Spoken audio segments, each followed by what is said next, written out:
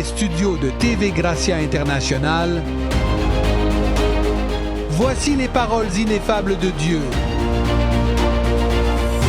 L'Évangile de la grâce sur les lèvres de Jésus-Christ homme. Abba Père.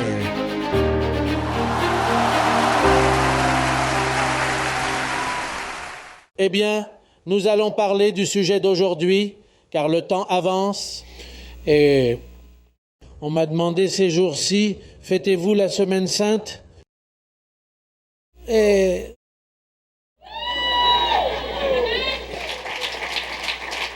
cela mérite une réponse. Elle mérite une réponse sur la raison pour laquelle nous ne la célébrons pas, parce que nous ne le célébrons pas, mais il doit y avoir une réponse et elle doit être détaillée afin que vous sachiez pourquoi nous ne fêtons pas Pâques, sinon je serais heureux de la célébrer. Mais puisqu'il n'y a pas lieu de la célébrer, alors pourquoi célébrer quoi que ce soit s'il n'y a pas lieu de le faire? Nous devrions donc lire le chapitre 5 de l'Épître aux Hébreux, à partir du 7e verset, pour celui qui veut savoir pourquoi il ne faut pas le célébrer, et non seulement cela, mais aussi l'offense que cela constitue pour Dieu, car si vous ne le célébrez pas, par exemple parce que vous l'avez oublié, vous offensez aussi Dieu. Ceux qui le célèbrent désobéissent et offensent Dieu. C'est grave, car c'est une offense et vous ne voulez pas offenser Dieu. Dans quel but? Vous êtes assez mauvais pour continuer à l'offenser avec tout ce qu'il vous a pardonné. Hébreux chapitre 5, versets 7 et suivants, il est dit « Et le Christ dans les jours, disons de sa chair. Je suis heureux de voir que l'apôtre divise toujours le Christ. » Il le divise toujours, n'est-ce pas? Quand il se réfère à des questions qui vont avant la croix, il dit « Et le Christ dans les jours de sa chair. » Mais lorsqu'il se réfère à l'après-croix, il dit « Et le Christ dans sa manifestation de gloire. » C'est toujours bon à noter, n'est-ce pas, pourquoi l'apôtre utilise cette phraséologie. Presque toujours, lorsqu'une personne met l'accent sur certains sujets, même en expliquant des choses dans votre vie qui se passent ici-bas. Vous dites parfois dire des choses à cause de choses dont vous avez déjà parlé, n'est-ce pas? Pour faire connaître les choses, il dit « C'est lui qui, dans les jours de sa chair, en présentant des requêtes et des supplications, avec de grands cris et des larmes, à celui qui pouvait le délivrer de la mort. » En d'autres termes, le Christ dans la chair plaidait avec l'Esprit qui était en lui, qui était Dieu lui-même. Sa supplication et sa lutte étaient comme celles que vous menez aujourd'hui. En d'autres termes, vous luttez contre votre chair et vous luttez et tu dis « Je ne reçois pas ça, je ne veux pas être malade, je ne veux pas être désobéissant, je ne veux pas me tromper. » N'est-ce pas? Ce sont nos luttes. Nous ne voulons pas faire quelque chose de mal, car lui aussi est passé par la même chose, puisqu'il est venu dans un corps à l'image de la chair du péché. Il n'est pas venu avec un corps divin, car s'il l'avait fait, il n'aurait pas atteint son but sur la croix. Superman, mourant, imaginez cela. Non, il est venu en tant qu'être humain. Il est venu en tant qu'être humain à l'image de la chair du péché. Il est dit qu'il a été entendu à cause de sa crainte respectueuse, et bien qu'il soit un fils à cause de ce qu'il a souffert, a appris l'obéissance. C'est ainsi que nous sommes tous en train d'apprendre l'obéissance, n'est-ce pas? Comme il est dit, bien qu'il soit un fils, bien qu'il soit Dieu lui-même, il a dû apprendre l'obéissance en étant revêtu de chair et en ayant été rendu parfait.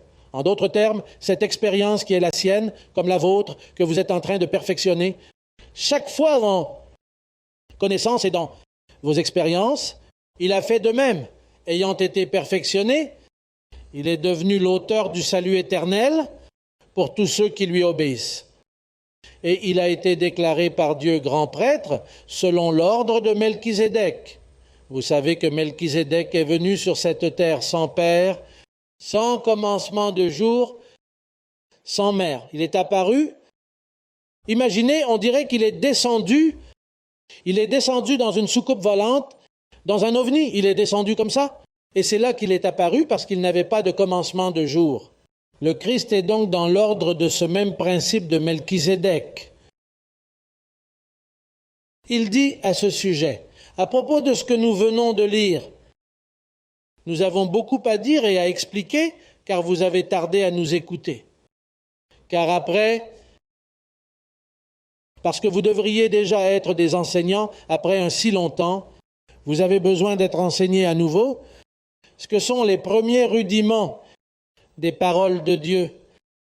Et vous êtes devenus tels que vous avez besoin de lait et non de nourriture solide. Retenez ce petit mot et revenez au verset. Les premiers rudiments de quoi ? Consultez Hébreux 6, chapitre 1, pour comprendre comment cela se rapporte aux premiers rudiments. Référez-vous à Hébreux 6, verset 1. Hébreux 6, 1. C'est pourquoi, laissant déjà les rudiments de la doctrine du Christ. Et puis il est dit ici que parce que nous sommes devenus lents à entendre, vous revenez. Il faut vous répéter ce que sont les premiers rudiments. Donc ici dans le 6.1, dit-il, laissant déjà ces rudiments. Alors là, il dit, mais il faut réenseigner les premiers rudiments. Gardez cela à l'esprit. L'un des inconvénients de la Semaine sainte est qu'elle ne conserve que les rudiments que nous sommes censés laisser. Car la Semaine sainte n'est rien d'autre que le souvenir des jours du Christ dans sa chair, la souffrance, le chemin de croix et les 7 paroles. Il est donc dit que si vous célébrez la Semaine sainte, vous êtes sur un fondement d'œuvres mortes. Écoutez, dit-il, allons jusqu'à la perfection. Ne posons pas à nouveau le fondement de la repentance des œuvres mortes, de la foi en Dieu. Celui qui observe la Semaine sainte est sur le fondement de la repentance des œuvres mortes. Oh, et il ne peut pas aller à la perfection, parce qu'il est encore un enfant. Il boit du lait, dit le verset. Revenons au livre des Hébreux, chapitre 5, verset 12. Relisons-le encore une fois. Regardez, c'est écrit, car vous devriez déjà être des maîtres. Après un si longtemps, vous avez besoin d'être instruits de nouveau sur les premiers rudiments des paroles de Dieu. Vous êtes devenus tels que vous avez besoin de lait et non de nourriture solide. Or, quiconque qui boit du lait n'est pas habile dans la parole de justice, parce qu'il est un enfant. La nourriture solide est pour ceux qui ont atteint la maturité, à ceux qui par l'usage ont exercé leur sens en n'observant pas la Semaine sainte, des sens exercés à discerner le bien et le mal, car ne pas observer la Semaine sainte, c'est faire le mal. Si vous exercez vos sens, vous dites « Pourquoi vais-je la garder si elle me conduit à boire du lait, si elle me conduit à l'imperfection ? Cela m'empêche de mûrir, il ne me permet pas d'atteindre la perfection. Et puis, pourquoi garder quelque chose qu'il te demande de laisser maintenant ?» Hébreux 6, 1. Lisons la suite. C'est pourquoi, laissant les rudiments à la doctrine du Christ, allons à la perfection, sans rejeter de nouveau, car le Christ l'a déjà chassé, le fondement de la repentance des œuvres mortes de la foi en Dieu. Le Christ a pardonné tous vos péchés. Ainsi, si nous célébrons à nouveau la Semaine sainte, nous faisons revivre le pardon, la messe, le prêtre avec le pardon. On fait revivre quelque chose qui est mort. C'est comme si vous aviez une voiture et qu'on vous donnait 60 factures pour la payer. Vous payez les 60, mais vous gardez l'habitude de continuer à payer, ou vous avez peut-être signé un autre document. Vous prenez donc l'habitude de payer, vous envoyez un billet à ordre à la banque, mais lorsque la banque le reçoit, elle dit « mais ce compte est réglé » et il continue à payer. Votre compte est donc réglé, mais vous continuez à parler de pardon et de repentance pour des œuvres mortes. Vous voyez ce que je veux dire ? Ainsi, Hébreux 6, 2 dit qu'une partie de ces rudiments de la doctrine des baptêmes, dans votre Église, est-ce qu'on baptise ? Dans celle-ci, nous baptisons. Pourquoi cela ? Parce que nous avons déjà atteint la perfection. Alors imaginez, si vous participez à la Semaine sainte, baptisez-vous. C'est pour cela qu'on baptise. Toutes les églises baptisent. Toutes. Témoins de Jéhovah, mormons, évangéliques, pentecôtistes, méthodistes, baptistes, toutes, ils se baptisent tous. Pourquoi ? Parce qu'ils sont encore devant la croix. Ce n'est pas qu'ils soient notre mauvais, nous n'allons pas les critiquer pour ces choses. C'est juste que, parce qu'ils sont avant la croix, leur compréhension n'a pas été éclairée, ils boivent du lait. Ce sont des enfants en Christ. Ils sont en Christ, mais ce sont des enfants Et même si vous répétez, répétez, répétez et répétez cela, ils n'en sortent pas. Hier, alors que je travaillais au bureau, je regardais les chaînes américaines, des programmes, des caméras formidables, tout. Et il y avait un homme très élégant, je l'aimais bien, je le trouvais incroyable. Il avait une Bible spectaculaire, mais quand il ouvrait la bouche, il disait n'importe quoi. Il disait n'importe quoi. Écoutez, les Américains qui sont ici depuis de nombreuses années ne se rendent pas compte qu'ils répètent des choses et ne s'en lassent pas. C'est incroyable. Comment ils répètent la même chose et l'autre répète la même chose. Et puis, c'est qu'ils sont dans une éternelle enfance. En d'autres termes, ils quittent une crèche pour aller dans une autre.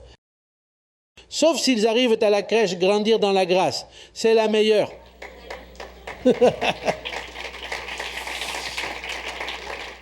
Alors pourquoi ne pas continuer à faire Pâques? Parce que je ne veux plus être un enfant, parce que je ne veux plus qu'on me donne du lait, parce que je ne veux plus être baptisé. Je ne veux pas continuer à imposer les mains, je veux en sortir maintenant.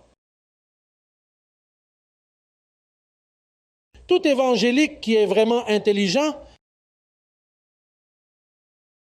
ils doivent me comprendre. Qu'arrive-t-il à ces gens qui nous écoutent sur Internet, qui nous écoutent par le biais de divers médias? Et parfois, vous tremblez ici. Vous êtes venus ici, mais vous vous demandez « Oh, mon Père, si quelque chose ne va pas ici. » Bien sûr qu'il n'y a rien qui cloche ici. Qu'y a-t-il de mal à cela, la vérité? Ici, on vous dit et on vous explique clairement pour que vous puissiez voir ce qu'il en est. De plus, vous êtes privilégiés. L'Esprit a dit « Regarde, il a la capacité de mûrir. » Oui.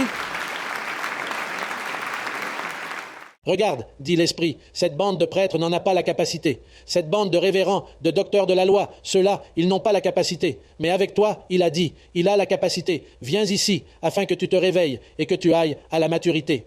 Nous ne pouvons donc pas célébrer Pâques. Nous ne pouvons pas observer cela, parce que c'est retourner à l'enfance. Imaginez, c'est comme si vous étiez déjà diplômé de l'école secondaire et que vous retourniez en première année. Je vais tout recommencer. Ah ben c'est de... Imaginez cela. Je ne sais pas ce qui se passe. Est-ce que c'est parce que je ne sais pas comment l'expliquer? Ou est-ce qu'ils ne peuvent pas comprendre? Ou parce qu'ils ont les oreilles bouchées par la cire religieuse? Même vos enfants le comprennent. C'est pourquoi les enfants d'ici comprennent vite, parce qu'ils n'ont pas de cire religieuse dans les oreilles. Il y a une autre raison pour laquelle nous ne célébrons pas la Semaine Sainte. Et première, lettre aux Corinthiens 15:9, c'est très important. Ce sont des versets que nous connaissons déjà, mais je vais les relire parce qu'il y a peut-être des visiteurs sur Internet. Peut-être qu'au cours de cette soirée, quelqu'un est venu qui n'avait pas vu ce verset correctement. 15:19. Si dans cette vie seulement, nous espérons dans le Christ, c'est ce que célèbre la Semaine Sainte. Nous sommes les plus dignes de tous les hommes. Mais maintenant, le Christ, que s'est-il passé? Il est ressuscité d'entre les morts. Donc, si le Christ est déjà ressuscité, et c'est ce que Paul divise ici, avant et après la croix, alors regardez, si dans cette vie, lorsque vous célébrez la Semaine Sainte, ce dont vous parlez, c'est du Christ dans les jours de sa chair. L'apôtre dit donc, si dans cette vie vous regardez ce qu'il a fait pendant ces 33 ans, alors nous sommes à plaindre. Parce qu'il l'a fait pour vous libérer du péché. Et il l'a fait à travers la religion juive. Le Christ n'était pas un chrétien. Combien de fois l'avons-nous dit? Les gens pensent que Jésus Nazareth était un chrétien. C'était un juif légaliste qui devait observer la loi à la lettre. Il n'a pas donné d'exemple de christianisme. S'il n'était pas chrétien, comment aurait-il pu donner des exemples de christianisme? Donc, toutes les religions qui célèbrent Pâques, ce qu'elles font, c'est suivre un juif parfait. Ensuite, elles osent dire « je suis chrétien ». Pourquoi? Parce que j'imite Jésus de Nazareth. Non, si vous imitez Jésus de Nazareth, vous n'êtes pas chrétien, vous êtes un juif et un mauvais juif en plus. Parce que tu ne connais pas la culture juive. Pour être un bon juif, il faut faire du prosélytisme et te changer et t'enseigner tout ce qu'il faut savoir sur les traditions juives. Donc, si dans cette vie, nous n'espérons que ce que le Christ a fait dans les jours de sa chair, et une partie de cela est Pâques, Pâques, c'est tout ce qui lui est arrivé pendant les jours de sa chair. Nous sommes les plus à plaindre. Je veux dire, vous êtes à plaindre. J'ai entendu un pasteur dire « Je n'ai pas de nouvelle voiture et je n'en aurai jamais parce que je dois marcher comme le Christ. » Le Christ a utilisé une mule comme moyen de transport, alors il veut une mule avec des roues. Puis il a donné l'adresse de son domicile. Regardez, j'habite là-bas au nord-ouest, à côté de Liberty City. J'ai une petite maison qui tombe en ruine.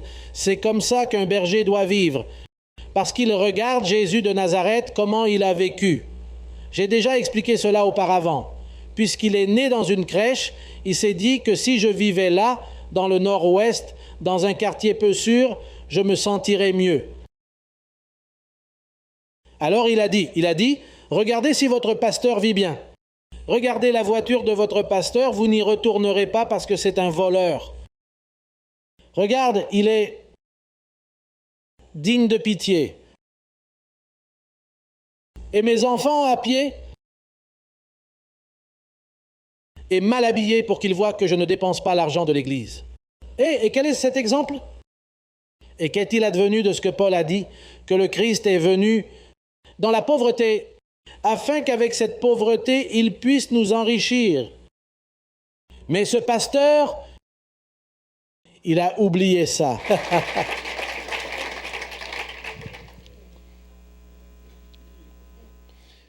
Eh bien, nous pouvons lire dans l'Épître aux Hébreux 10, 18. Si nous continuons à faire Pâques, nous revenons au judaïsme, nous revenons au rudiment, nous abandonnons le chemin de la perfection. Nous buvons encore du lait. Nous avons un fondement d'œuvres mortes, d'abstinence, de rites.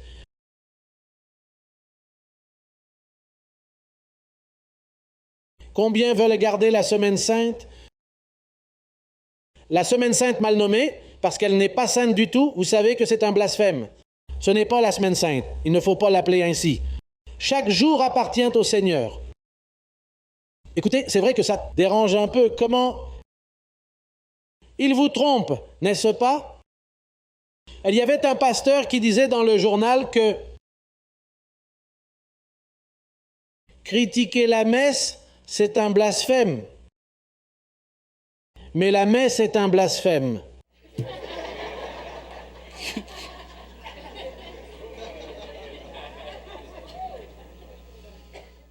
Je vous dis que la vérité est qu'ici, on souffre beaucoup. On souffre en pensant à ces choses. Hébreux 10, 18. Car là où il y a rémission des péchés, il n'y a plus d'offrande pour le péché. Cela signifie que Dieu n'a pas laissé d'offrande pour le péché. Pourquoi n'a-t-il pas laissé d'offrande pour le péché? Parce qu'il les a enlevés, il les a enlevés. Si j'avais encore péché, puisque beaucoup m'entendent, et il dit qu'il n'y a pas de péché, et puis il demande, pensez-vous qu'il y a encore du péché? Eh bien, regardez, il n'y a plus d'offrande. En d'autres termes, s'il y a encore du péché, vous avez été trompé parce qu'il n'y a plus d'offrande pour le péché, vous restez avec l'idée que vous êtes dans le péché. Il y a même des gens qui disent « Et si je me repens, il n'y a plus d'offrande pour votre repentir, c'est une œuvre morte. » Il y a des gens qui me demandent « Mais d'où viennent les crimes? Et d'où cela vient-il » Eh bien, ce sont les œuvres de la chair. Si vous volez, vous allez en prison. Si vous tuez, vous allez en prison. Ce que vous semez, vous le récoltez. Ce que vous mesurez, vous le mesurerez.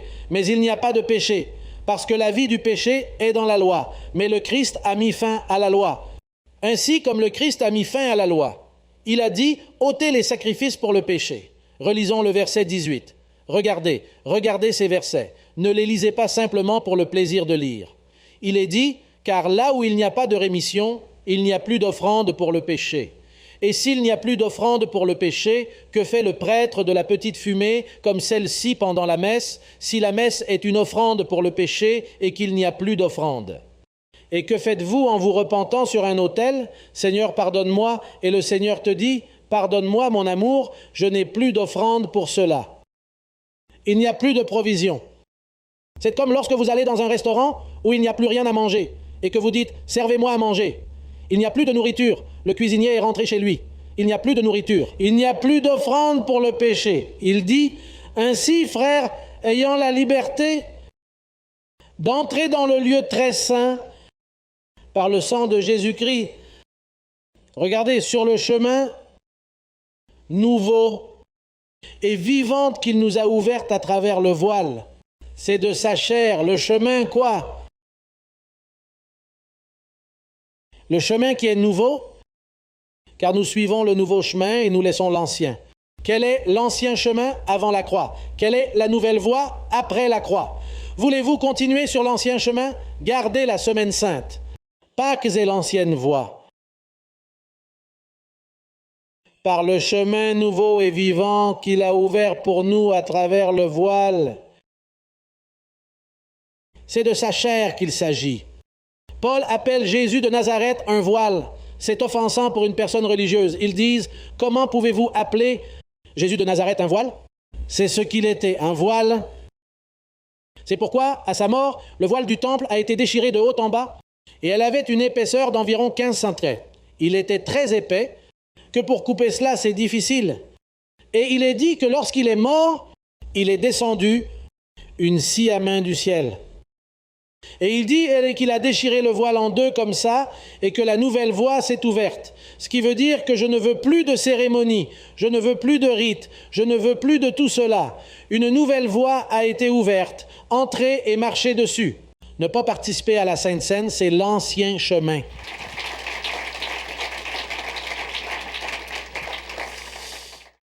Nous ne pouvons donc pas célébrer ces choses.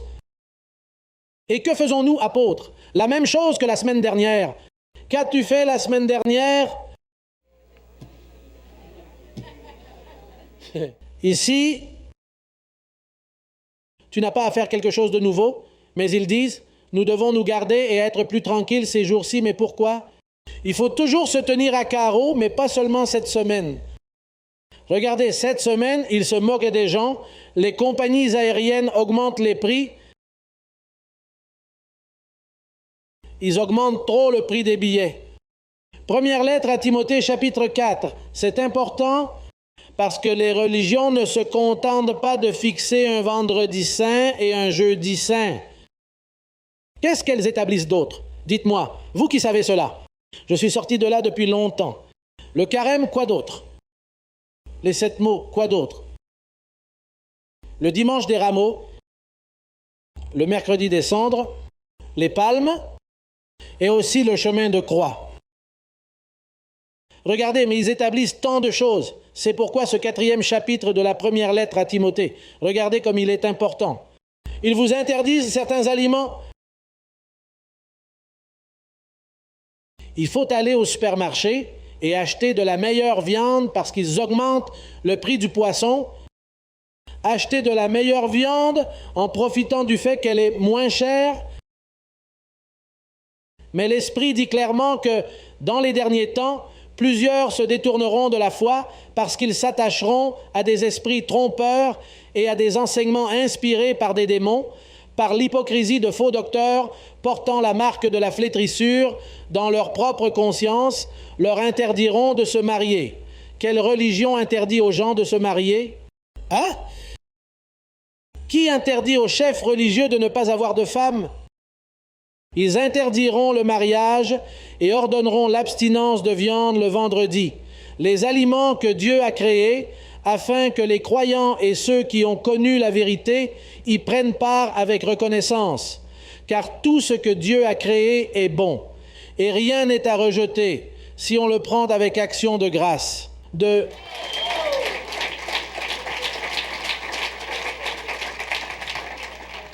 Nous le répétons, si nous gardons cette semaine, alors d'autres choses doivent être gardées.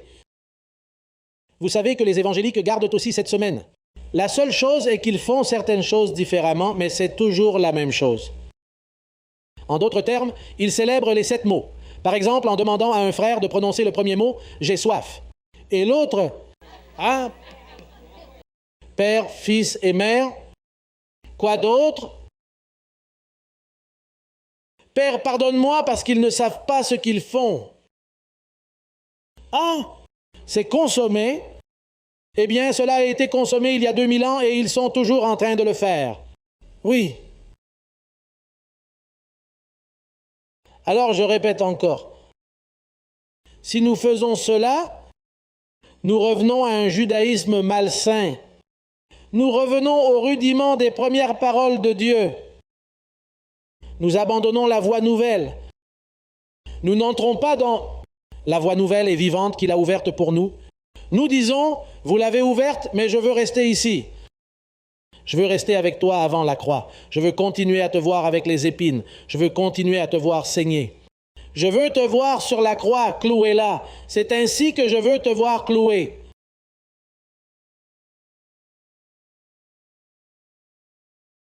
Nous avons quitté le chemin de la perfection. Nous continuons à boire du lait, comme nous l'avons déjà dit. Et celui qui boit du lait est un bébé dans la parole de la justice. Et nous avons un fondement d'œuvres mortes, d'abstinence, de rites, de prières, de cérémonies. Tout cela ne sert à rien. Alors, nous concluons que le ministère Grandir dans la grâce ne garde pas ces hérésies. Nous ne baptisons pas parce que cela revient à la même chose. Et en prenant le dîner saint, c'est le pire, parce que c'est rien d'autre que la Pâque juive. Ces gens qui vont à l'église avec un peu de pain et un peu de vin, c'est la Pâque. Vous n'avez pas à faire cela. Ne voyez-vous pas que celui qui s'unit au Seigneur a un seul esprit avec lui, et son esprit est déjà en toi? Tu n'as pas besoin de prendre un morceau de pain pour symboliser ce qui est déjà en toi. Si ce n'est pas le cas, c'est très bien, parce que quand le Saint-Esprit n'avait pas encore été manifesté aux croyants, on en a déduit qu'il allait venir. Mais le Christ, une fois qu'il l'a fait, a dit « Je ne le supporterai plus. » Je ne le supporterai plus. Le dernier dîner.